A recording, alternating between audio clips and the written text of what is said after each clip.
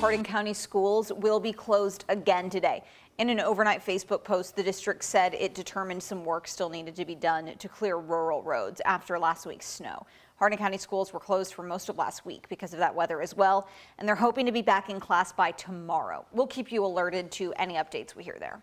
Right now, Louisville Metro Police are investigating 3 separate shootings, all happening within hours of one another yesterday. Yeah, and one of them actually happened just outside of 4th Street Live, leaving a man dead. Police say just before 4 yesterday afternoon, they were called to 4th Street near Liberty, downtown in Louisville. When officers arrived, they found a man who had been shot and killed.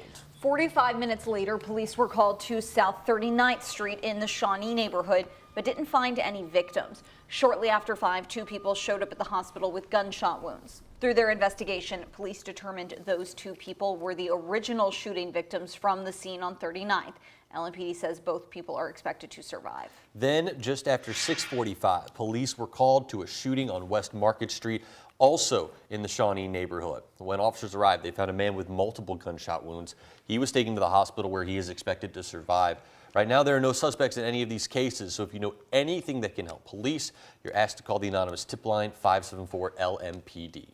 A Louisville family is saying goodbye to their home of 70 years after a devastating fire. You can see in that video on your screen, the home near Valley Station is a complete loss. WHAS11's Connor Steffen and photojournalist Aspen Hester heard the family's story.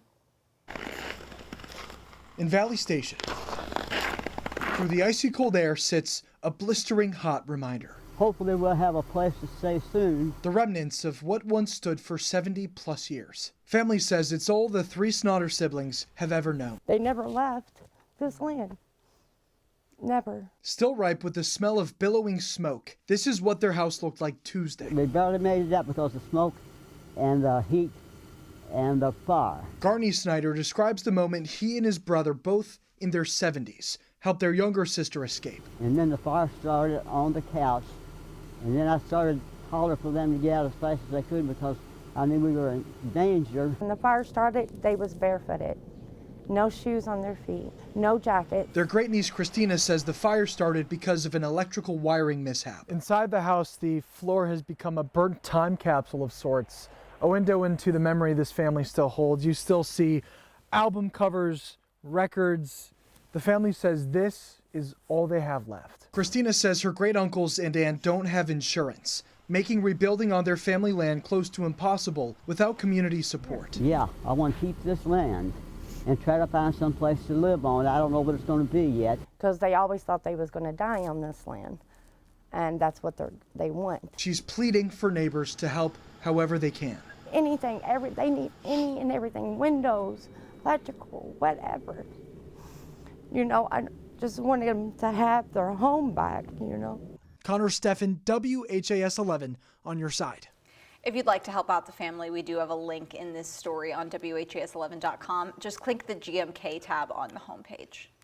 New this morning, for the first time since it was installed, a baby has been surrendered at the Safe Haven baby box located at the Georgetown Township Fire Department in southern Indiana.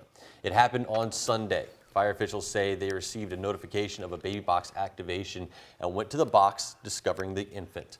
The baby box was installed at the fire department back in December of 2022. This is the first surrender of 2024. So far, according to Safe Haven Baby Box, nearly 40 infants have been placed in a baby box since 2017. We expect to learn more about the condition of that baby later today. Officials do plan on giving that update at the fire department around 11.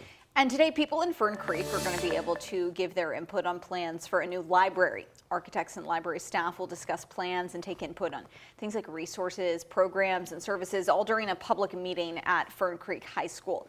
Funding for the new 18,000 square foot building came from the city's ARP funds. The original Fern Creek Library had to close due to budget issues. Tonight's meeting is from 6 to 7:30.